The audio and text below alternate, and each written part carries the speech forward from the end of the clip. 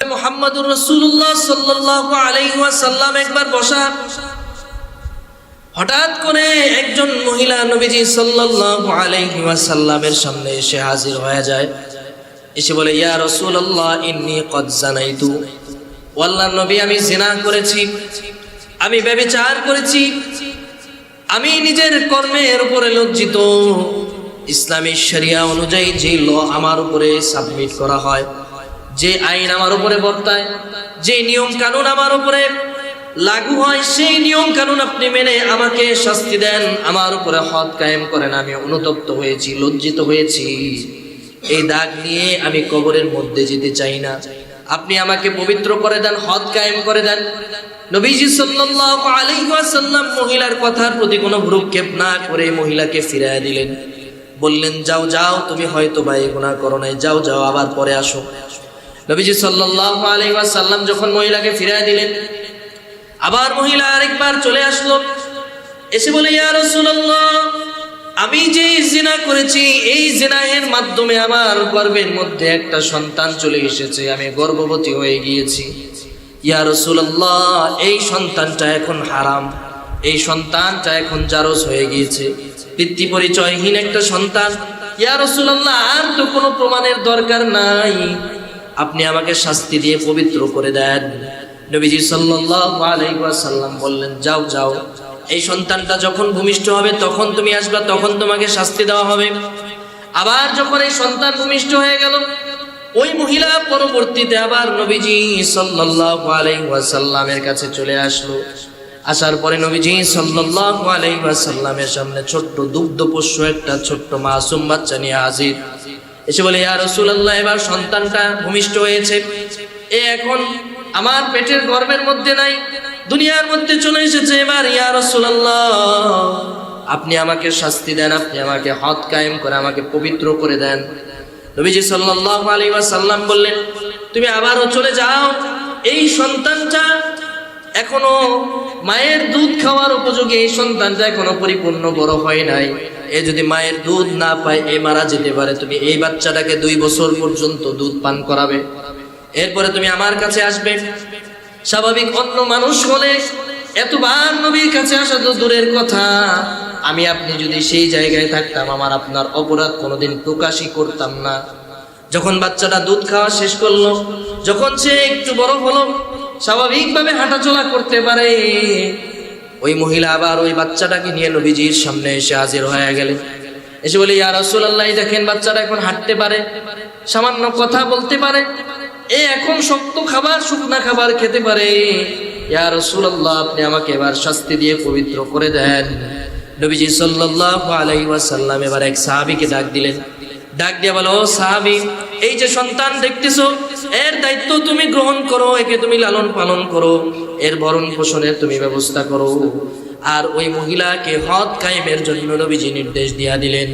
সব সাহাবা একরাম যখন মহিলাটাকে মাঝখানে একেবারে দাঁড় করালেন, পাথর মেরে মেরে যখন ইসলামী শরিয়া অনুযায়ী যে নিয়ম লাগু হয়, ওই পাথর মেরে মেরে ওই মহিলাকে যখন হত্যা করতেছে, একটা পাথর যখন ওই মহিলার মাথা বরাবর এসে লাগলো, রক্ত ছিটে এক সাহাবীর গালে এসে লাগলো, ওই সাহাবী ওই রক্ত মুছতেছে, আর ওই মহিলার চরিত্র সম্পর্কে খারাপ কথা বলে ওই মহিলাকে একটা গালি দিয়েছে, তুচ্ছতাচ্ছিল্য করেছে। সাথে সাথে খলিফাতুল মুসলিমিন হযরত ওমর ফারুক রাগান্বিত হয়ে গেলেন। হযরত ওমর ফারুক রাগান্বিত হয়ে গেলেন। নবীজি সাল্লাল্লাহু আলাইহি ওয়াসাল্লাম যখন শুনলেন, নবীজি পর্যন্ত রাগান্বিত হয়ে গেলেন। নবীজি এবার ডাক দিয়ে বলে, ও আমার সাহাবী, এই মহিলাকে কখনো গালি দিবা না। এই মহিলা তার কৃতকর্মের জন্য যে পরিমাণ তওবা আল্লাহ তাআলার কাছে করেছে, যেই পরিমাণ অনুতপ্ত সে হয়েছে, যেই পরিমাণ লজ্জিত সে অনুভব করেছে, যেই পরিমাণ অনুশোচনা তার অন্তরের মধ্যে এসেছে, এই তওবা, এই ইস্তেগফার, এই অনুশোচনাকে যদি তামাম মদিনার মধ্যে বন্টন করে দেওয়া হয়, তামাম আরব ভূখণ্ডের মধ্যে বন্টন করে দেওয়া হয়, সমস্ত আরববাসীরা যদি এর তওবা থেকে সামান্য পরিমাণ যদি নিজের আমলনামার মধ্যে নিয়ে নেয়, এই সামান্য তওবার বিনিময়ে আল্লাহ তাআলা কাল কিয়ামতের ময়দানে ওই বান্দাদেরকে মাফ করে দিবে। এজন্য তওবা করতে হবে, এমন তওবা, তুবু ইলাল্লাহি তাওবাতান নাসুহা। হবে, যেই তওবা খালেস তওবা, যেই তওবার মধ্যে কোনো ভেজাল নাই, নির্ভেজাল অথেন্টিক, একেবারে কোনো ধরনের দোষমুক্ত তওবা করে আল্লাহ তাআলার সামনে হাজির করতে হবে। নিজের গুনাহের জন্য অনুতপ্ত হতে হবে। হতে পারে দুনিয়ার সামান্য কষ্ট সহ্য করার বিনিময়ে আল্লাহ তাআলা আমাকে আপনাকে কাল কিয়ামতের ময়দানে আল্লাহ তাআলার ওই জান্নাতের মালিক বানায় দিতে পারে। এজন্য আল্লাহ তাআলার কাছে তওবা করবেন, খালেস তওবা, অনুশোচনাদায়ক তওবা করবেন। যেই তওবা করলে এই গুনাহের প্রতি ঘৃণা জন্মে যায়, যেই তওবা করলে আল্লাহ তাআলার নৈকট্য হাসিল করা যায়, যেই তওবা করলে গুনাহের প্রতি অন্তরে ঘৃণা সৃষ্টি হয়ে যায়, এমন তওবা আল্লাহ তাআলার কাছে করবেন। বিপদে আপদে ধৈর্য ধারণ করবেন, আল্লাহ তাআলার সাথে ভালো সম্পর্ক করার চেষ্টা করবেন, মানুষের সাথে সুন্দর আচরণ করবেন। এই কাজগুলো করে যদি দুনিয়ার সামান্য এই হায়াতটা আপনি অতিবাহিত করতে পারেন, কাল কিয়ামতের ময়দানে আল্লাহ রাব্বুল আলামিন আপনার ডান হাতে আমল নামাটা দিয়া দিবে। নবীজি সাল্লাল্লাহু আলাইহি ওয়াসাল্লাম বলেন, আত-তাইবু মিনাজ যামবি কামান লা যামবা লা, আও কামা ক্বালান নবী সাল্লাল্লাহু আলাইহি ওয়াসাল্লাম। আল্লাহর হাবিব সরকার দু আলম রাসূল আরবি মুহাম্মদুর রাসূলুল্লাহ সাল্লাল্লাহু আলাইহি ওয়াসাল্লাম বলেছেন, আত-তাইবু মিনাজ যামবি, কোন আল্লাহর বান্দা যদি গুনাহ করে, কোন আল্লাহর বান্দা যদি অপরাধ করে, কোন আল্লাহর বান্দার দ্বারা যদি আল্লাহর হুকুম অমান্য হয়ে যায়, এটা অমান্য হওয়ার পরে সাথে সাথে যদি সে তওবা করে নেয়, এমন খালেস ভাবে সে তওবা করেছে, এমন অনুশোচনা তার অন্তরের মধ্যে এসেছে, এমন ভাবে সে অনুতপ্ত হয়েছে, লজ্জিত হয়েছে, তার ওই গুনাহের প্রতি যদি ঘৃণা জন্মে যায়, খালেস দিলে যদি সে তওবা করে নেয়, আল্লাহর নবী বলেন, আত-তাইবু মিনাজ যামবি, যদি কেউ গুনাহ থেকে আল্লাহর সন্তুষ্টির জন্য তওবা করে, কামাল্লা যামবালা, কেমন যেন সে সারা জীবনে কোনো একটা গুনাহই করে না। গুনাহ থেকে তওবা করা, এটা আল্লাহর নবী সাল্লাল্লাহু আলাইহি ওয়াসাল্লাম শিখিয়েছেন। আরেকটা হাদিসের মধ্যে রয়েছে, নবীজি সাল্লাল্লাহু আলাইহি ওয়াসাল্লাম বলেছেন, ওয়াল্লাহি লা আস্তাগফিরুল্লাহি ওয়া আতুবু ইলাইহি।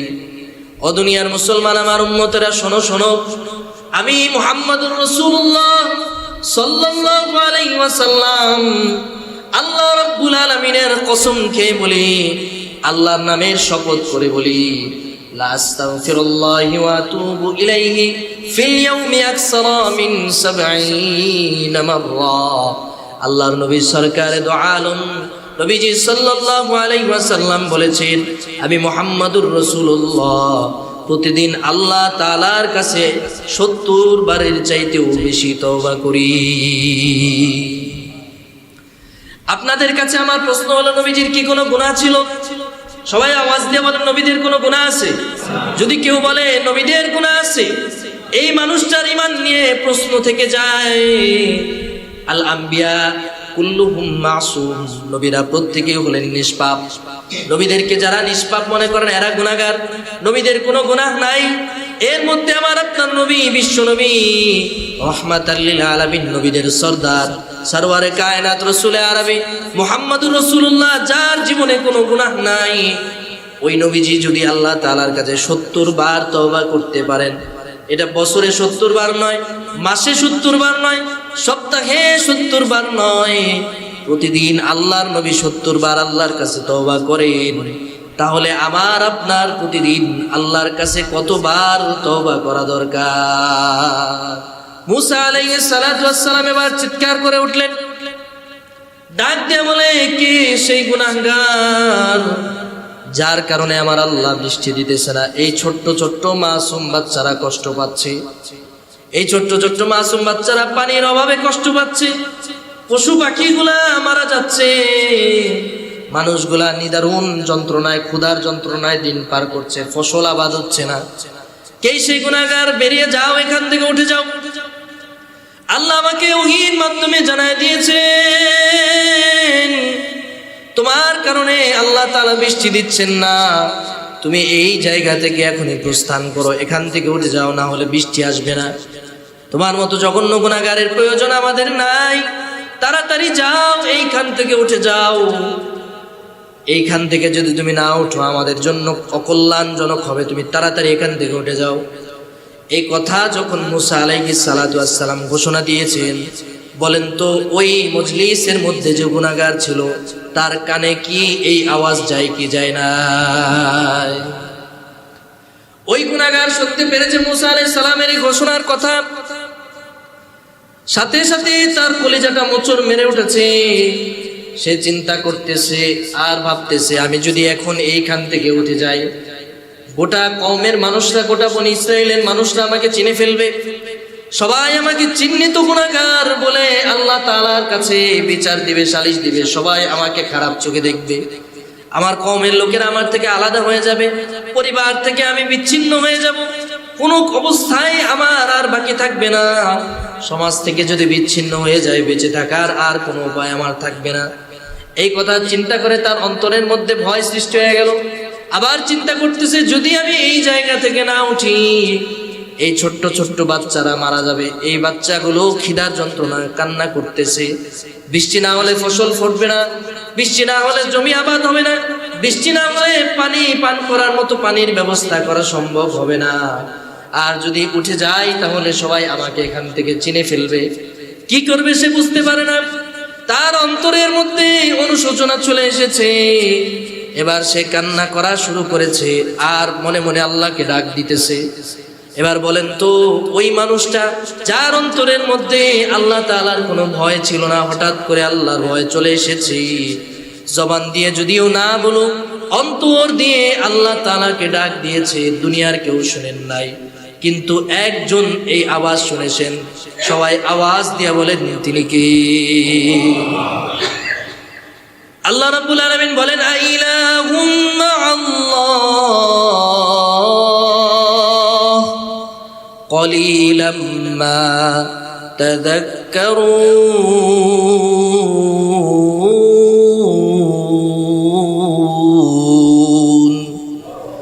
আল্লাহ রাব্বুল আলামিন বলেন, তোমাদের অন্তরের অবস্থা যেমন হোক না কেন, দুনিয়ার কোনো মানুষ না জানো, কিন্তু আমি আল্লাহ জানি। মুসা আলাইহিস সালাতু ওয়াস সালামের ওই উম্মত যখন অন্তর দিয়ে আল্লাহকে ডাক দিয়েছেন, আল্লাহ তাআলার কাছে অনুশোচনা পেশ করেছেন, অন্তরের মধ্যে কান্না করে করে তওবা করেছেন, আল্লাহ তাআলা সাথে সাথে তার তওবা করে কবুল করে নিয়েছেন। আল্লাহ তাআলা তার তওবা কবুল করে মুহূর্তের মধ্যেই বৃষ্টির ব্যবস্থা করে দিয়েছে। মুসা আলাইহিস সালাতু ওয়াস সালাম অবাক হয়ে গেলেন, আল্লাহর কাছে প্রশ্ন করে বললেন, গো আল্লাহ, আপনি বললেন বৃষ্টির ব্যবস্থা আপনি করবেন না, গুনাহগার যতক্ষণ পর্যন্ত এখান থেকে না উঠবে।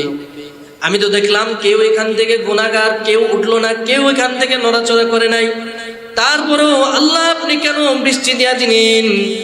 আল্লাহ তাআলা জবাব দিয়ে বলে, ও আমার পয়গম্বর মুসা, তুমি তো তোমার চিন্তা করেছো, তুমি যে তোমার এই বান্দাকে, এই উম্মতকে এখান থেকে চলে যেতে বলেছো, ও যদি এখান থেকে প্রস্থান করত তাহলে তার জীবনটা বিপর্যয় হয়ে যেত, বিপর্যয়পূর্ণ হয়ে যেত। সেই জন্য আমার কাছে খালিস দিলে তওবা করেছে, আর আমি তার তওবাকে কবুল করে দিয়ে তোমাদের জন্য বৃষ্টির ব্যবস্থা করে দিয়েছি। এজন্য তওবা করতে হবে খালিস দিলে, আল্লাহকে সন্তুষ্ট করার জন্য অনুতপ্ত হয়ে, লজ্জিত হয়ে, নিজের গুনাহের প্রতি, কৃতকর্মের প্রতি লজ্জিত হয়ে, অনুভব করে, অনুতপ্ত হয়ে তওবা যখন করবেন, আপনার তওবাকে যিনি কবুল করে নেবেন তিনি কে? আল্লাহর কাছে এভাবে তওবা করতে পারবেন। দুইটা উদাহরণ যে মহান রব্বুল আলামিন আমাদেরকে অত্যন্ত দয়া করে, মায়া করে, ভালোবেসে, মহব্বত করে, যাচাই করে, বাছাই করে, নির্বাচন করে, মনোনয়ন করে আল্লাহ তাআলার পবিত্র ঘর জামে মসজিদে সালাতুল জুমা আদায় করার জন্য আল্লাহ তাআলা আমাদেরকে এই প্রতিকূল আবহাওয়ার মধ্যে সকলকে একত্রিত করেছেন, সমবেত করেছেন। এজন্য আমরা সকলে আল্লাহ রাব্বুল ইজ্জাত ওয়াল জালালের দরবারে শুকরিয়া জ্ঞাপন করে বলি আলহামদুলিল্লাহ। সম্মানিত হাজিরিন, এই যে আমরা সকলে মসজিদে আসলাম, চাইলে আমরা বাইরে কোনো জায়গায় সময় ব্যয় করতে পারতাম, সেটা না করে আমরা এই বৃষ্টি বাদলকে উপেক্ষা করে, প্রতিকূল আবহাওয়াকে উপেক্ষা করে আল্লাহর মসজিদে এসেছি শুধুমাত্র আল্লাহ তাআলাকে সন্তুষ্ট করার জন্য। আরেকটা উদ্দেশ্য হচ্ছে দ্য ডে অফ রিসারেকশন, কাল কিয়ামতের কঠিন ময়দানে আল্লাহ তাআলা যেন এই সামান্য কষ্টের বিনিময়ে আমাদেরকে যেন ডান হাতে আমলনামা দিয়ে আল্লাহ তাআলা যেন জান্নাতবাসী করেন, এই উদ্দেশ্যে আমরা এই মসজিদে আজকে সমবেত হয়েছি। পাশাপাশি আমরা দোয়া করি আল্লাহ তাআলা যেন আমাদের দেশের চট্টগ্রাম বিভাগের যে সমস্ত ভাইয়েরা বন্যা কবলিত হয়ে নিদারুণ যন্ত্রণার মধ্যে দিন যাপন করছেন, ক্ষুধার তীব্রতা, পানি শূন্যতা, বিশুদ্ধ খাবার, বিশুদ্ধ পানীয় তাদের জন্য এখন সরবরাহ করা কঠিন হয়ে যাচ্ছে। অনেক হাজার হাজার লক্ষ লক্ষ মানুষ সম্বলহীন হয়েছেন, আশ্রয়হীন হয়েছেন। অনেক ছোট্ট ছোট্ট শিশুরা অসুস্থ হয়ে পড়ছে, অনেকে মারা গিয়েছে। তাদের জন্য দোয়া করি আল্লাহ তাআলা যেন এই পরীক্ষাকে আমাদের উপর থেকে যেন উঠিয়ে নেন, আল্লাহ তাআলা যেন আবার স্বাভাবিক জীবন যাপন করার মতো তৌফিক দান করেন। সকলে বলি আমিন। আল্লাহ তাআলা মাঝে মধ্যে বান্দাকে পরীক্ষা নেন, পরীক্ষা নিয়ে আল্লাহ তাআলা বান্দাকে পরীক্ষা করে বান্দার ঈমানটাকে যাচাই করেন, বাছাই করেন। আমার আপনার উপরে আল্লাহ তাআলা পরীক্ষা নিতে পারেন, অস্বাভাবিক কিছু নয়। আমাদের পার্শ্ববর্তী বিভাগের উপরে এত বড় একটা পরীক্ষা চলছে, না জানি আমাদেরকে পরীক্ষার সম্মুখীন হতে হয়। তো একজন ইমানদারের বৈশিষ্ট্য হলো সে যেই পরীক্ষার সম্মুখীন হোক না কেন, সে সব সময় একজনের উপরে তাওয়াক্কুল করবে, একজনের উপরে বিশ্বাস রাখবে, একজনকে সন্তুষ্ট করার জন্য সবর করবে। সবাই আওয়াজ দেয়া বলেন, তিনি কে? আল্লাহ তাআলাকে সন্তুষ্ট করার জন্য সবর ইখতিয়ার করা, এটা আল্লাহ তাআলার পছন্দনীয় একটা আমল। এবং যারা সবর এবং ধৈর্যের পরিচয় দেয়, সবর ইখতিয়ার করে, ধৈর্য ধারণ করে, এই বান্দাদেরকে আল্লাহ তাআলা ঈমানদার বলে, আল্লাহর পছন্দনীয় বান্দা বলে আল্লাহ তাআলা ঘোষণা দিয়েছেন। সুবহানাল্লাহ। আরেকটা বৈশিষ্ট্য হচ্ছে ঈমানদারের, সেটা হচ্ছে ঈমানদার সবসময় বিনয়ী হয়, ঈমানদার উগ্র মেজাজের হয় না। ঈমানদারের উপরে যত পরীক্ষায় আসুক না কেন, ঈমানদার সবর ইখতিয়ার করার পাশাপাশি তার আচরণটা নম্র হয়। অনেক মানুষ দেখবেন সামান্য বিপদ আপদে আসলেই উগ্র হয়ে যায়, চিল্লা ফাল্লা শুরু করে, রাগ দেখায়, গোস্বা দেখায়, কেমন যেন সে খুবই বিরক্ত বোধ করে, এরকম একটা ভাব ভঙ্গিমা দেখায়। অনেক সময় মুখ ফসকে অনেক ঈমান বিধ্বংসী কথা মানুষ বলেই ফেলে। উদাহরণস্বরূপ, কেউ যদি দীর্ঘদিন যাবৎ কোনো একটা অসুস্থতা নিয়ে ভোগে, কয়েকদিন সহ্য করার পরে সে এক সময় বলেই ফেলে যে আল্লাহ, দুনিয়া আর কাউকে আপনি দেখলেন না, আমাকে এই বিপদের মধ্যে ফেললেন। অনেক সময় বলে আল্লাহ, দুনিয়া কত মানুষ তো মরে, আমি মরি না কেন? অনেক সময় বলে আল্লাহ, আমি কি এমন পাপ করেছি আমার এই শাস্তি দিল? মানুষ বলে, এটা মানুষের ফিতরত, এটা উচিত না। যেহেতু বিপদ আপদ বালা মুসিবত আল্লাহ তাআলা বান্দাকে মাঝে মধ্যে পরীক্ষা করার জন্য দেন, আবার কিছু কিছু বিপদ আপদ বান্দার নিজের হাতের কামাই করা।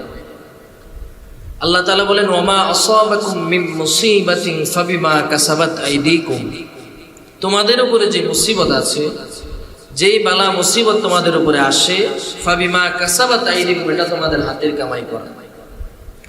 তোমরা যা কামাই করো সেটাই তোমাদের কাছে ফিরে আসে।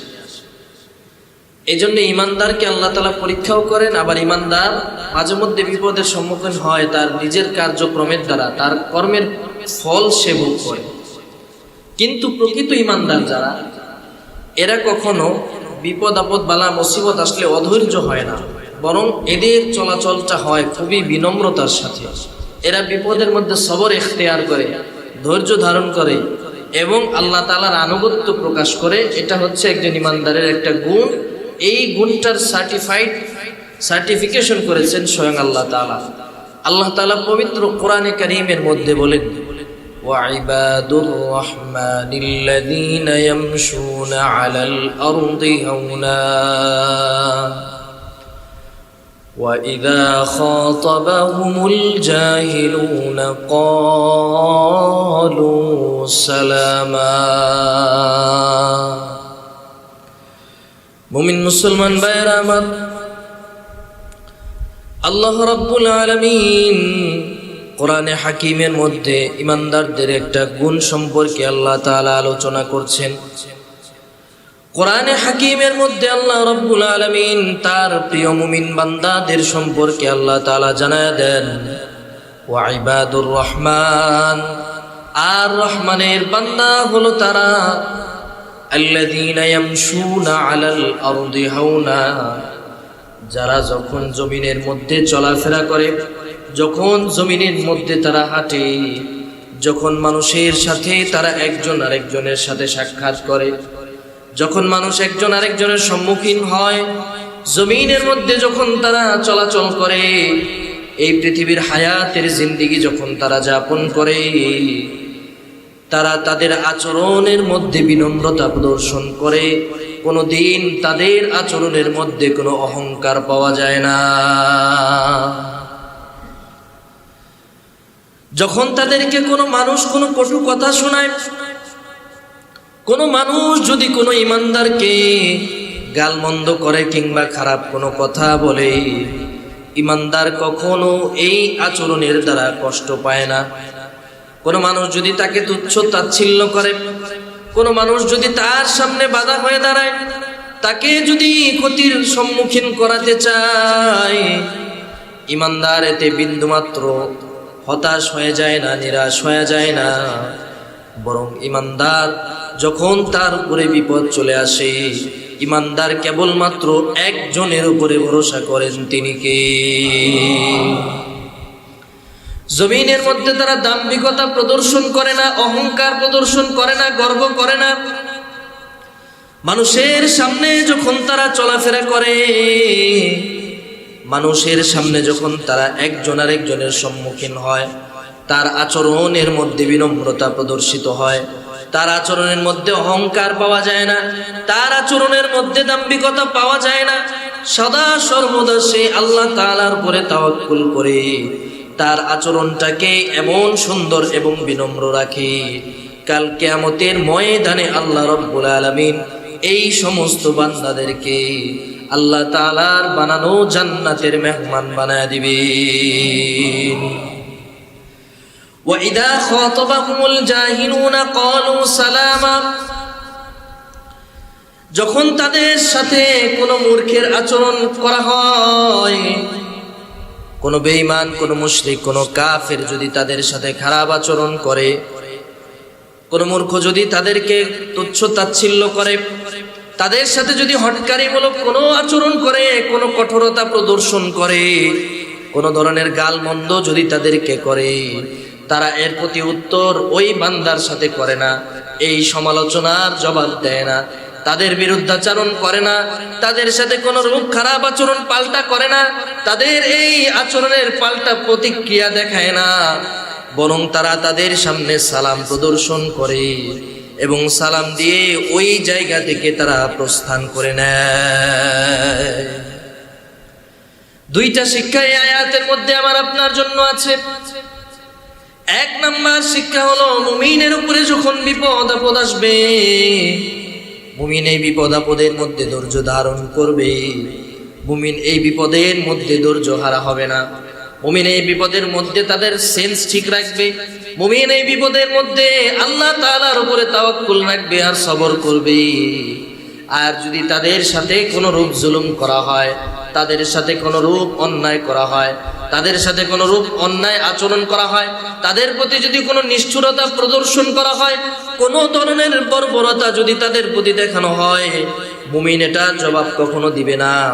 বরং মুমিন ধৈর্য ধারণ করে, যে মুমিনের সাথে খারাপ আচরণ করেছে ওই বান্দার সাথে খারাপ আচরণ না করে মুমিন ওই জায়গায় নম্র আচরণ করে তার থেকে বিদায় নিবে।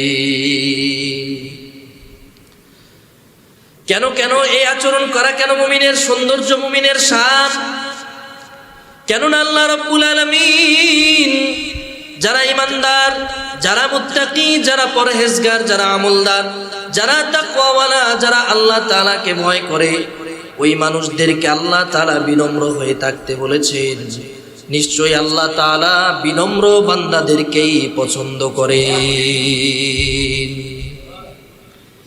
এজন্য বিপদ আপদ আমার উপরে আসবে, বিপদ আপদ বালা মুসিবত আল্লাহ তাআলার পক্ষ থেকে মাঝে মধ্যে পরীক্ষা আকারে আসতে পারে। যদি আল্লাহর পক্ষ থেকে পরীক্ষা না হয়, আমার নিজের কামাই করা আমাকে ভাবতে হবে।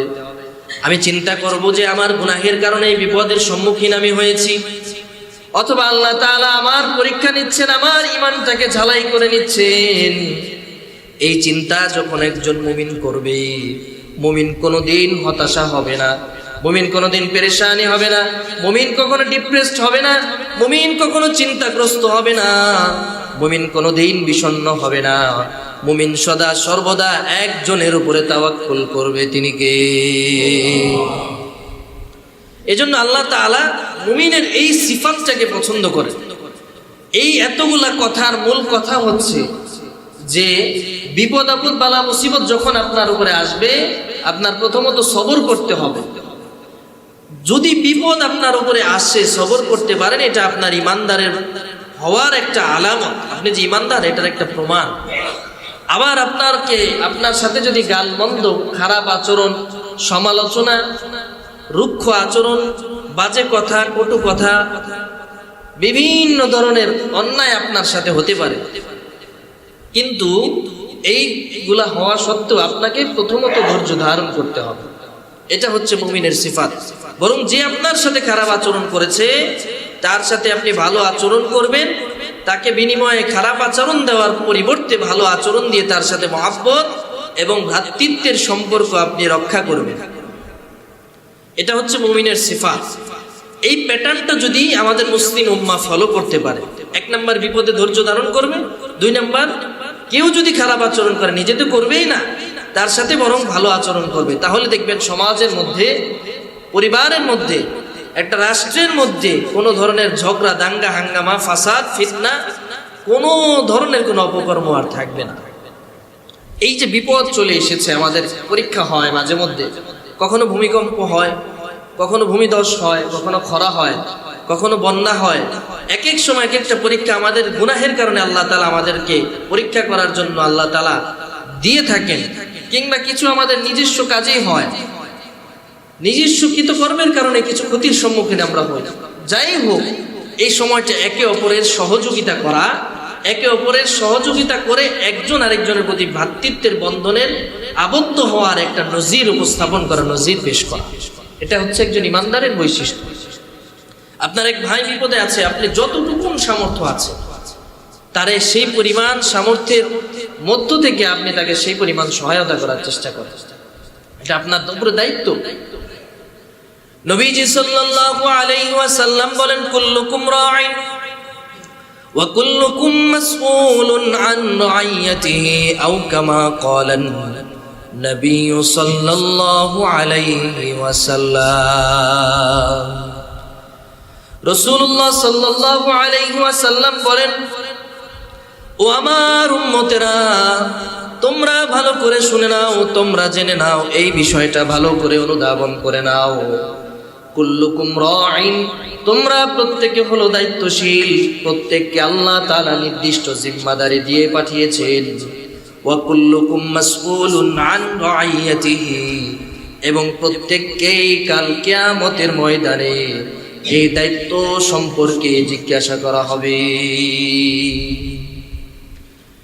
আপনার পরিবারের উপরে আপনার দায়িত্ব, একটা পরিবারের প্রধান আপনি, সেই পরিবারের দায়িত্ব আপনার উপরে। একটা ইউনিয়নের দায়িত্ব আপনার উপরে, সেই ইউনিয়নের প্রধান হলেন আপনি। আবার একটা রাষ্ট্রের প্রধান হলেন আপনি, সেই রাষ্ট্রের দায়িত্ব আপনার উপরে। একটা জনপদের প্রতিনিধি আপনি, সেই জনপদের সমস্ত মানুষের দায়িত্ব আল্লাহ আপনাকে দিয়েছেন। এই দায়িত্ব হলো আমানত। এই দায়িত্বের মধ্যে যদি গাফিলতি করেন, দায়িত্বের প্রতি যদি অবহেলা করেন, কাল কিয়ামতের ময়দানে আল্লাহ রাব্বুল আলামিন যখন বিচারের কাঠগড়ায় সমস্ত মানুষকে দাঁড় করাবেন, আল্লাহ তাআলা আপনাকেও অনুরূপভাবে ওই বিচারের কাঠগড়ায় দাঁড় করিয়ে দিবেন।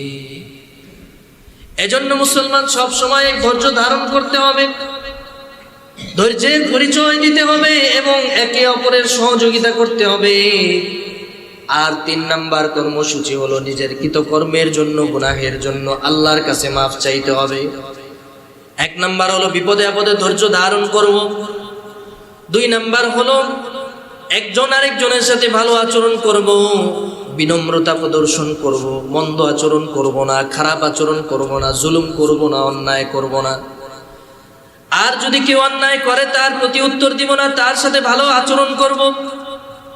2টা গুণের পরে 3 নাম্বার কাজ হলো, 3 নাম্বার কর্মসূচি হলো যখন কোনো বিপদ আপদ বালা মুসিবত চলে আসবে, বেশি থেকে বেশি আল্লাহর কাছে নিজের গুনাহের জন্য মাফ চাইতে হবে। কেন কেন আল্লাহ রাব্বুল আলামিন বলেছেন ইয়া আইয়ুহাল্লাযীনা আমানু তুবু ইলাল্লাহি তাওবাতান নাসুহা। আল্লাহ রাব্বুল আলামিন সূরা আত-তাহরীমের মধ্যে বলেন ইয়া আইয়ুহাল্লাযীনা আমানু, ও ঈমানদারেরা, তুবু ইলাল্লাহ, আমি আল্লাহর কাছে তোমরা তওবা করো। কেমন তওবা করবা আল্লাহ তাআলা জানিয়ে দিয়েছেন। আল্লাহ বলেন তাওবাতান নাসুহা, একেবারে খালেস বিশুদ্ধতম তওবা আল্লাহর কাছে করতে হবে। তওবা করতে হবে, তওবা করে আল্লাহর কাছে নিজের কৃতকর্মের জন্য মাফ চাইতে হবে, নিজের গুনাহের জন্য অনুতপ্ত লজ্জিত হয়ে আল্লাহ তাআলার কাছে ক্ষমা চাইতে হবে। কারণ আপনার আমার এই গুনাহগুলো দুনিয়ার কোনো মানুষ ক্ষমা করতে পারবে না। আপনার এই অপকর্ম সম্পর্কে দুনিয়ার সব মানুষ জানেও না। আপনি যে গুনাহ করেছেন সেই সম্পর্কে আপনি জানেন, আর দুনিয়ার কোনো মানুষ জানে না। আপনি যে গুনাহ করেছেন আপনার ছেলে জানে না, আপনি যে গুনাহ করেছেন আপনার মেয়ে জানে না, আপনি যে গুনাহ করেছেন আপনার স্ত্রী জানে না, সন্তান সন্ততি কেউ জানে না। দুনিয়ার কোনো মানুষ আপনার গুনাহ সম্পর্কে না জানুক, দুনিয়ার কোনো মানুষ আপনার গুনাহ সম্পর্কে টের না পাক, একজন আপনার গুনাহ সম্পর্কে জানে। সবাই আওয়াজ দিয়া বলেন তিনি কে? আল্লাহ জানেন আপনি কি গুনাহ করেছেন। এজন্য আল্লাহর কাছে মাফ চাইতে হবে। আল্লাহ ছাড়া অন্য কারো কাছে মাফ চাইলে গুনাহ মাফ হবে না। আল্লাহর নবী জনাবে মুহাম্মদুর রাসূলুল্লাহ সাল্লাল্লাহু আলাইহি ওয়াসাল্লাম একবার বসা, হঠাৎ করে একজন মহিলা নবীজি সাল্লাল্লাহু আলাইহি ওয়াসাল্লামের সামনে এসে হাজির হয়ে যায়।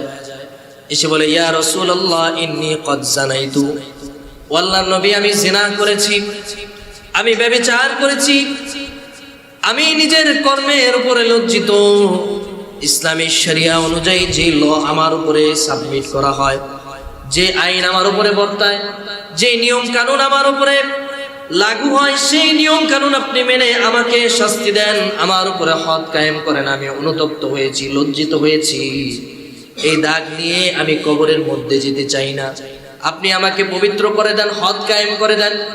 নবীজি সাল্লাল্লাহু আলাইহি ওয়াসাল্লাম মহিলার কথার প্রতি কোনো ভ্রুক্ষেপ না করে মহিলাকে ফিরিয়ে দিলেন। বললেন যাও যাও, তুমি হয়তো বা এই গুনাহ করো নাই, যাও যাও আবার পরে আসো। নবীজি সাল্লাল্লাহু আলাইহি ওয়াসাল্লাম যখন মহিলাকে ফিরিয়ে দিলেন, আবার মহিলা আরেকবার চলে আসলো, এসে বলে ইয়া রাসূলুল্লাহ আমি যে জিনা করেছি, এই জিনাহের মাধ্যমে আমার গর্ভের মধ্যে একটা সন্তান চলে এসেছে, আমি গর্ভবতী হয়ে গিয়েছি। ইয়া রাসূলুল্লাহ এই সন্তানটা এখন হারাম, এই সন্তানটা এখন জারজ হয়ে গিয়েছে, পিতৃ পরিচয়হীন একটা সন্তান। ইয়া রাসূলুল্লাহ আর তো কোনো প্রমাণের দরকার নাই, আপনি আমাকে শাস্তি দিয়ে পবিত্র করে দেন। নবীজি সাল্লাল্লাহু আলাইহি ওয়াসাল্লাম বললেন যাও যাও, এই সন্তানটা যখন ভূমিষ্ঠ হবে তখন তুমি আসবা, তখন তোমাকে শাস্তি দেওয়া হবে। আবার যখন এই সন্তান ভূমিষ্ঠ হয়ে গেল, ওই মহিলা পরবর্তীতে আবার নবীজি সাল্লাল্লাহু আলাইহি ওয়াসাল্লামের কাছে চলে আসলো। আসার পরে নবীজি সাল্লাল্লাহু আলাইহি ওয়াসাল্লামের সামনে ছোট্ট দুগ্ধপোষ্য একটা ছোট্ট মাসুম বাচ্চা নিয়ে হাজির। এসে বলে ইয়া রাসূলুল্লাহ এবার সন্তানটা ভূমিষ্ঠ হয়েছে, এ এখন আমার পেটের গর্ভের মধ্যে নাই, দুনিয়ার মধ্যে চলে এসেছে। এবার ইয়া রাসূলুল্লাহ আপনি আমাকে শাস্তি দেন, আপনি আমাকে হদ কায়েম করে আমাকে পবিত্র করে দেন। নবীজি সাল্লাল্লাহু আলাইহি ওয়াসাল্লাম বললেন, তুমি আবারও চলে যাও, এই সন্তানটা এখনো মায়ের দুধ খাওয়ার উপযোগী, এই সন্তানটা এখনো পরিপূর্ণ বড় হয় নাই, এ যদি মায়ের দুধ না পায় এ মারা যেতে পারে, তুমি এই বাচ্চাটাকে 2 বছর পর্যন্ত দুধ পান করাবে, এরপরে তুমি আমার কাছে আসবে। স্বাভাবিক অন্য মানুষ হলে এতবার নবীর কাছে আসা তো দূরের কথা, আমি আপনি যদি সেই জায়গায় থাকতাম আমার আপনার অপরাধ কোনোদিন প্রকাশই করতাম না। যখন বাচ্চাটা দুধ খাওয়া শেষ করলো, যখন সে একটু বড় হলো, স্বাভাবিকভাবে হাঁটাচলা করতে পারে, ওই মহিলা আবার ওই বাচ্চাটাকে নিয়ে নবীজির সামনে এসে হাজির হয়ে গেলেন। এসে বলে, ইয়া রাসূলুল্লাহ, দেখেন বাচ্চাটা এখন হাঁটতে পারে, সামান্য কথা বলতে পারে, এ এখন শক্ত খাবার শুকনা খাবার খেতে পারে, ইয়া রাসূলুল্লাহ আপনি আমাকে এবার শাস্তি দিয়ে পবিত্র করে দেন। নবীজি সাল্লাল্লাহু আলাইহি ওয়াসাল্লাম এবার এক সাহাবীকে ডাক দিলেন, ডাক দিয়ে বলো, সাহাবী, এই যে সন্তান দেখতেছো এর দায়িত্ব তুমি গ্রহণ করো, একে তুমি লালন পালন করো, এর ভরণ পোষণের তুমি ব্যবস্থা করো। আর ওই মহিলাকে হদ কায়েমের জন্য নবীজি নির্দেশ দিয়া দিলেন। সব সাহাবা একরাম যখন মহিলাটাকে মাঝখানে একেবারে দাঁড় করালেন, পাথর মেরে মেরে যখন ইসলামী শরিয়া অনুযায়ী যে নিয়ম লাগু হয়, ওই পাথর মেরে মেরে ওই মহিলাকে যখন হত্যা করতেছে, একটা পাথর যখন ওই মহিলার মাথা বরাবর এসে লাগলো, রক্ত ছিটে এক সাহাবীর গালে এসে লাগলো, ওই সাহাবী ওই রক্ত মুছতেছে আর ওই মহিলার চরিত্র সম্পর্কে খারাপ কথা বলে ওই মহিলাকে একটা গালি দিয়েছে, তুচ্ছ-তাচ্ছিল্য করেছে। সাথে সাথে খলিফাতুল মুসলিমিন হযরত ওমর ফারুক রাগান্বিত হয়ে গেলেন। হযরত ওমর ফারুক রাগান্বিত হয়ে গেলেন। নবীজি সাল্লাল্লাহু আলাইহি ওয়াসাল্লাম যখন শুনলেন, নবীজি পর্যন্ত রাগান্বিত হয়ে গেলেন। নবীজি এবার ডাক দিয়ে বলে, ও আমার সাহাবী, এই মহিলাকে কখনো গালি দিবা না। এই মহিলা তার কৃতকর্মের জন্য যে পরিমাণ তওবা আল্লাহ তাআলার কাছে করেছে, যেই পরিমাণ অনুতপ্ত সে হয়েছে, যেই পরিমাণ লজ্জিত সে অনুভব করেছে, যেই পরিমাণ অনুশোচনা তার অন্তরের মধ্যে এসেছে, এই তওবা, এই ইস্তেগফার, এই অনুশোচনাকে যদি তামাম মদিনার মধ্যে বন্টন করে দেওয়া হয়, তামাম আরব ভূখণ্ডের মধ্যে বন্টন করে দেওয়া হয়, সমস্ত আরববাসীরা যদি এর তওবা থেকে সামান্য পরিমাণ যদি নিজের আমলনামার মধ্যে নিয়ে নেয়, এই সামান্য তওবার বিনিময়ে আল্লাহ তাআলা কাল কিয়ামতের ময়দানে ওই বান্দাদেরকে মাফ করে দিবে। এজন্য তওবা করতে হবে, এমন তওবা, তুবু ইলাল্লাহি তাওবাতান নাসুহা, এমন তওবা করতে হবে যেই তওবা খালেস তওবা, যেই তওবার মধ্যে কোনো ভেজাল নাই, নির্ভেজাল, অথেন্টিক, একেবারে কোনো ধরনের দোষমুক্ত তওবা করে আল্লাহ তাআলার সামনে হাজির করতে হবে। নিজের গুনাহের জন্য অনুতপ্ত হতে হবে।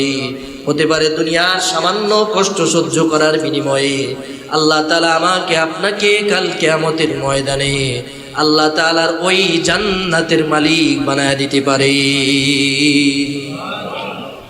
এজন্য আল্লাহ তাআলার কাছে তওবা করবেন, খালেস তওবা, অনুশোচনাদায়ক তওবা করবেন, যেই তওবা করলে এই গুনাহের প্রতি ঘৃণা জন্মে যায়, যেই তওবা করলে আল্লাহ তাআলার নৈকট্য হাসিল করা যায়, যেই তওবা করলে গুনাহের প্রতি অন্তরে ঘৃণা সৃষ্টি হয়ে যায়, এমন তওবা আল্লাহ তাআলার কাছে করবেন। বিপদে আপদে ধৈর্য ধারণ করবেন, আল্লাহ তাআলার সাথে ভালো সম্পর্ক করার চেষ্টা করবেন, মানুষের সাথে সুন্দর আচরণ করবেন। এই কাজগুলো করে যদি দুনিয়ার সামান্য এই হায়াতটা আপনি অতিবাহিত করতে পারেন, কাল কিয়ামতের ময়দানে আল্লাহ রাব্বুল আলামিন আপনার ডান হাতে আমলনামাটা দিয়ে দিবে। নবীজি সাল্লাল্লাহু আলাইহি ওয়াসাল্লাম বলেন, আত-তাইবু মিনাজ যামবি কামান লা যামবা লা, আও কামা ক্বালান নবী সাল্লাল্লাহু আলাইহি ওয়াসাল্লাম। আল্লাহর হাবিব সরকার দু আলম রাসূল আরবি মুহাম্মদুর রাসূলুল্লাহ সাল্লাল্লাহু আলাইহি ওয়াসাল্লাম বলেছেন, আত-তাইবু মিনাজ যামবি, কোন আল্লাহর বান্দা যদি গুনাহ করে, কোন আল্লাহর বান্দা যদি অপরাধ করে, কোন আল্লাহর বান্দার দ্বারা যদি আল্লাহর হুকুম অমান্য হয়ে যায়, এটা অমান্য হওয়ার পরে সাথে সাথে যদি সে তওবা করে নেয়, এমন খালেস ভাবে সে তওবা করেছে, এমন অনুশোচনা তার অন্তরের মধ্যে এসেছে, এমন ভাবে সে অনুতপ্ত হয়েছে, লজ্জিত হয়েছে, তার ওই গুনাহের প্রতি যদি ঘৃণা জন্মে যায়, খালেস দিলে যদি সে তওবা করে নেয়, আল্লাহর নবী বলেন আত্তাইবু মিনাদ দামবি, যদি কেউ গুনাহ থেকে আল্লাহর সন্তুষ্টির জন্য তওবা করে, কামাল্লা জামবালা, কেমন যেন সে সারা জীবনে কোনো একটা গুনাহই করে না। গুনাহ থেকে তওবা করা এটা আল্লাহর নবী সাল্লাল্লাহু আলাইহি ওয়াসাল্লাম শিখিয়েছেন। আরেকটা হাদিসের মধ্যে রয়েছে নবীজি সাল্লাল্লাহু আলাইহি ওয়াসাল্লাম বলেছেন, ওয়াল্লাহি লা আস্তাগফিরুল্লাহি ওয়া আতুবু ইলাইহি। ও দুনিয়ার মুসলমান আমার উম্মতেরা শোনো শোনো, আমি মুহাম্মদুর রাসূলুল্লাহ সাল্লাল্লাহু আলাইহি ওয়াসাল্লাম আল্লাহ রাব্বুল আলামিনের কসম খেয়ে বলি, আল্লাহর নামের শপথ করে বলি, লা আস্তাগফিরুল্লাহি ওয়া আতুবু ইলাইহি ফিল ইয়াউমি আকসারা মিন 70 মাররা। আল্লাহর নবী সরকারে দু আলম নবীজি সাল্লাল্লাহু আলাইহি ওয়াসাল্লাম বলেছেন, আমি মুহাম্মদুর রাসূলুল্লাহ প্রতিদিন আল্লাহ তাআলার কাছে 70 বারের চাইতেও বেশি তওবা করি। আপনাদের কাছে আমার প্রশ্ন হলো, নবীজির কি কোনো গুনাহ ছিল? সবাই আওয়াজ দিয়ে বলেন, নবীদের কোনো গুনাহ আছে? যদি কেউ বলে নবীদের গুনাহ আছে, এই মানুষটার ঈমান নিয়ে প্রশ্ন থেকে যায়। আল আম্বিয়া কুল্লুহুম মাসুম, নবীরা প্রত্যেকেই হলেন নিষ্পাপ। নবীদেরকে যারা নিষ্পাপ মনে করেন এরা গুনাহগার, নবীদের কোনো গুনাহ নাই।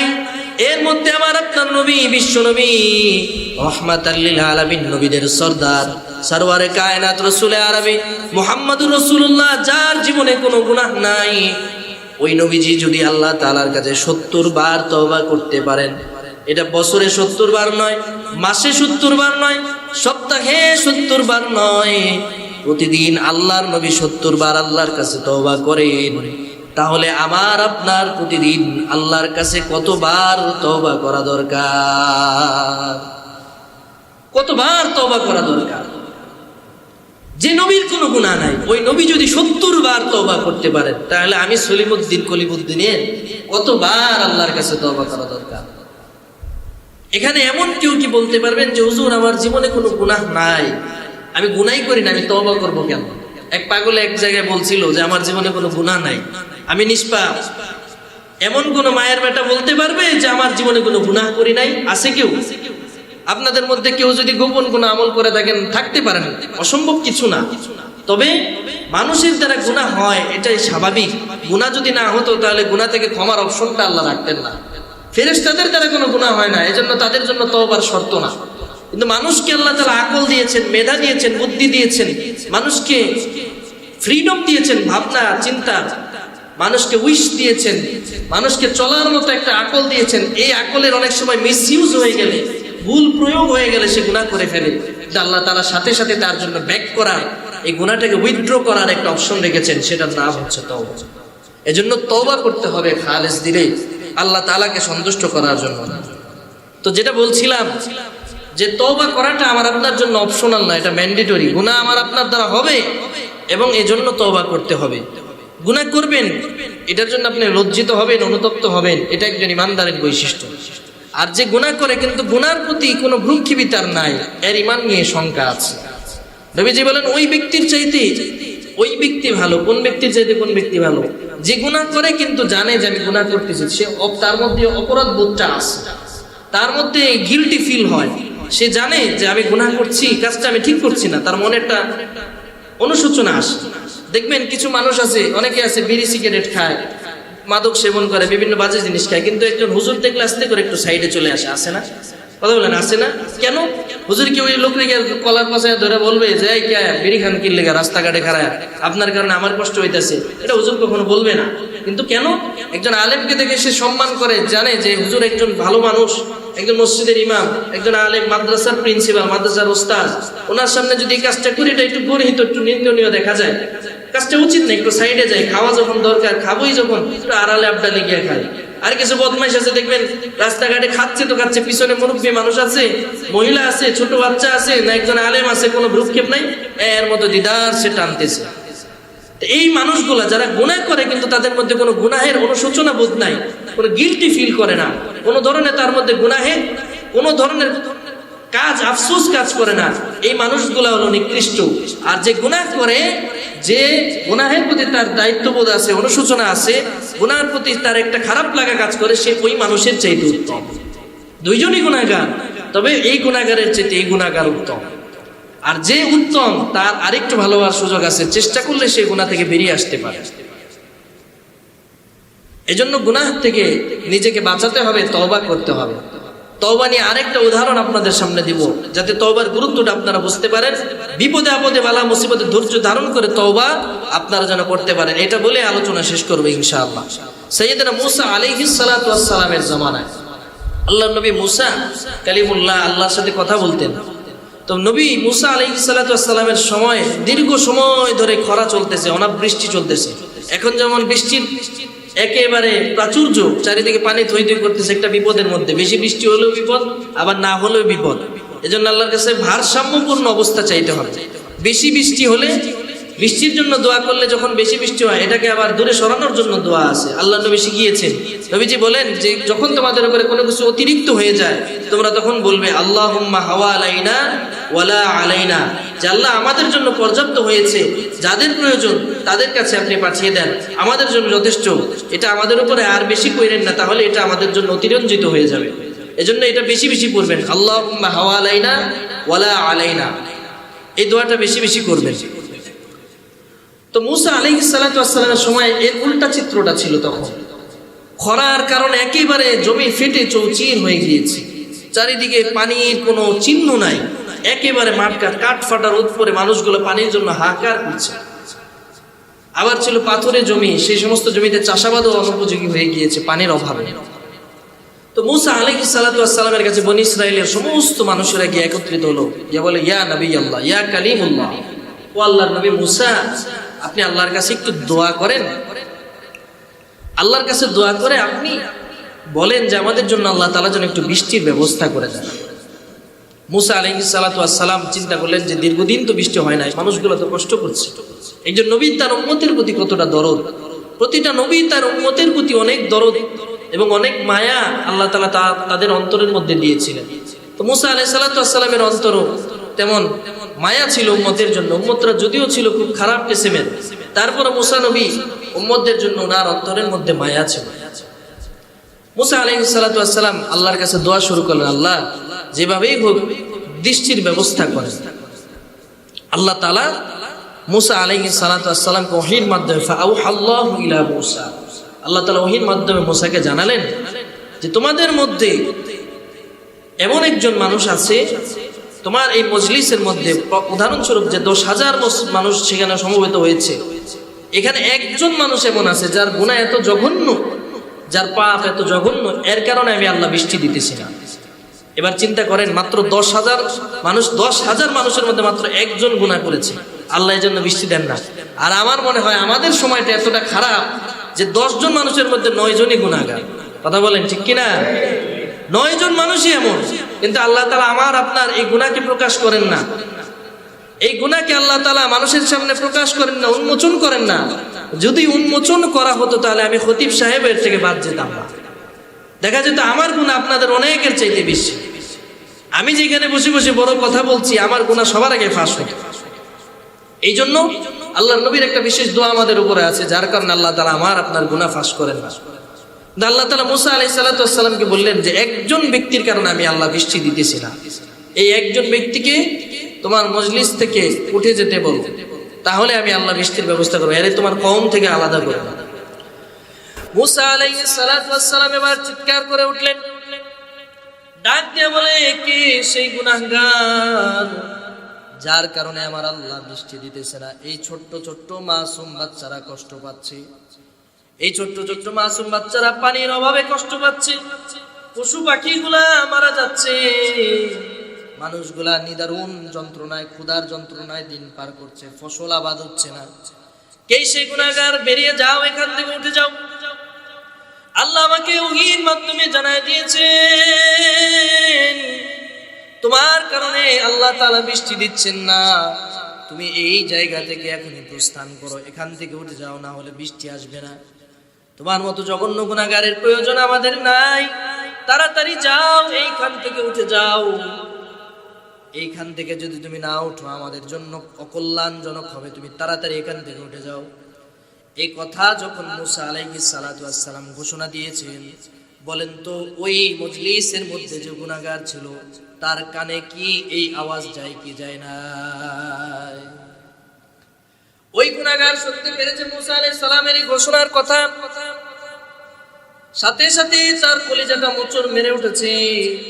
সে চিন্তা করতেছে আর ভাবতেছে, আমি যদি এখন এইখান থেকে উঠে যাই, গোটা কওমের মানুষরা, গোটা বনি ইসরাইলের মানুষরা আমাকে চিনে ফেলবে, সবাই আমাকে চিহ্নিত গুনাহগার বলে আল্লাহ তাআলার কাছে বিচার দিবে, সালিশ দিবে, সবাই আমাকে খারাপ চোখে দেখবে, আমার কওমের লোকেরা আমার থেকে আলাদা হয়ে যাবে, পরিবার থেকে আমি বিচ্ছিন্ন হয়ে যাব, কোনো অবস্থায় আমার আর বাকি থাকবে না, সমাজ থেকে যদি বিচ্ছিন্ন হয়ে যায় বেঁচে থাকার আর কোনো উপায় আমার থাকবে না। এই কথা চিন্তা করে তার অন্তরের মধ্যে ভয় সৃষ্টি হয়ে গেল। আবার চিন্তা করতেছে, যদি আমি এই জায়গা থেকে না উঠি, এই ছোট্ট ছোট্ট বাচ্চারা মারা যাবে, এই বাচ্চাগুলো খিদার যন্ত্রণা কান্না করতেছে, বৃষ্টি না হলে ফসল ফুটবে না, বৃষ্টি না হলে জমি আবাদ হবে না, বৃষ্টি না হলে পানি পান করার মতো পানির ব্যবস্থা করা সম্ভব হবে না, আর যদি উঠে যাই তাহলে সবাই আমাকে এখান থেকে চিনে ফেলবে। কি করবে সে বুঝতে পারে না, তার অন্তরের মধ্যে অনুশোচনা চলে এসেছে। এবার সে কান্না করা শুরু করেছে আর মনে মনে আল্লাহকে ডাক দিতেছে। এবার বলেন তো ওই মানুষটা যার অন্তরের মধ্যে আল্লাহ তাআলার কোনো ভয় ছিল না, হঠাৎ করে আল্লাহর ভয় চলে এসেছে, জবান দিয়ে যদিও না বলো, অন্তর দিয়ে আল্লাহ তাআলাকে ডাক দিয়েছে, দুনিয়ার কেউ শুনেন নাই, কিন্তু একজন এই আওয়াজ শুনেছেন, সবাই আওয়াজ দিয়ে বলেন তিনি কে? আল্লাহ রাব্বুল আলামিন বলেন, আইলাহুম মাআল্লাহ কলিলাম মা তাযাক্কারুন।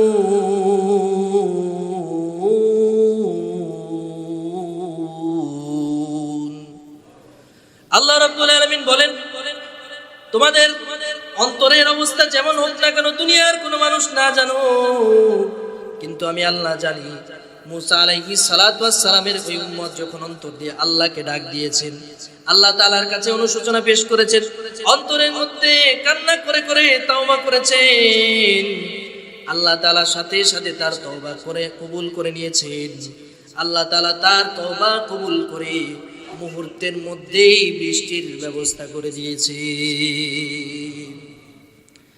মুসা আলাইহিস সালাতু ওয়াস সালাম অবাক হয়ে গেলেন, আল্লাহর কাছে প্রশ্ন করে বললেন, গো আল্লাহ, আপনি বললেন বৃষ্টির ব্যবস্থা আপনি করবেন না, গুনাহগার যতক্ষণ পর্যন্ত এখান থেকে না উঠবে। আমি তো দেখলাম কেউ এখান থেকে, গুনাহগার কেউ উঠলো না, কেউ এখান থেকে নড়াচড়া করে নাই, তারপরেও আল্লাহ আপনি কেন বৃষ্টি দিয়া দিলেন? আল্লাহ তাআলা জবাব দিয়ে বলে, ও আমার পয়গম্বর মুসা, তুমি তো তোমার তুমি যে তোমার এই বান্দাকে, এই উম্মতকে এখান থেকে চলে যেতে বলেছো, ও যদি এখান থেকে প্রস্থান করত তাহলে তার জীবনটা বিপর্যয় হয়ে যেত, বিপর্যয়পূর্ণ হয়ে যেত। সেই জন্য আমার কাছে খালিস দিলে তওবা করেছে, আর আমি তার তওবাকে কবুল করে দিয়ে তোমাদের জন্য বৃষ্টির ব্যবস্থা করে দিয়েছি। এজন্য তওবা করতে হবে খালিস দিলে, আল্লাহকে সন্তুষ্ট করার জন্য অনুতপ্ত হয়ে, লজ্জিত হয়ে, নিজের গুনাহের প্রতি, কৃতকর্মের প্রতি লজ্জিত হয়ে, অনুভব করে, অনুতপ্ত হয়ে তওবা যখন করবেন, আপনার তওবাকে যিনি কবুল করে নেবেন তিনি কে? আল্লাহর কাছে এভাবে তওবা করতে হবে। দুইটা উদাহরণ আপনাদের সামনে দিলাম, এই উদাহরণগুলো আমার আপনার জীবনের জন্য, শিক্ষার জন্য যথেষ্ট। আশা করি আমার দ্বারা যখনই কোনো গুনাহ হবে, সুযোগ পেলেই আমি আপনি তওবা করব, আল্লাহকে সন্তুষ্ট করার জন্য আল্লাহর কাছে মাফ চাইব, নিজের গুনাহের প্রতি অনুতপ্ত এবং লজ্জিত অনুভব করব। তাহলে হতে পারে আল্লাহ তাআলা আমার আপনার গুনাহগুলো ক্ষমা করে দিয়ে কাল কিয়ামতের ময়দানে আল্লাহ তাআলা আমাকে আপনাকে জান্নাতের মালিক বানায় দিতে পারেন। সুবহানাল্লাহ। এজন্য সকলে খালিস দিলে তওবা করবেন তো ইনশাআল্লাহ? করবেন তো ইনশাআল্লাহ? সকলে যত গুনাহ আছে, যত আযাব আল্লাহ তাআলা আমাদেরকে জন্য রেখেছেন, আমরা দোয়ার মাধ্যমে, তওবার মাধ্যমে আল্লাহর কাছ থেকে সেই আযাব থেকে পানা চাইবো তো ইনশাআল্লাহ। আল্লাহ তাআলা যেন আমাকে আপনাকে কবুল আর মঞ্জুর করেন। সকলে বলি আমিন।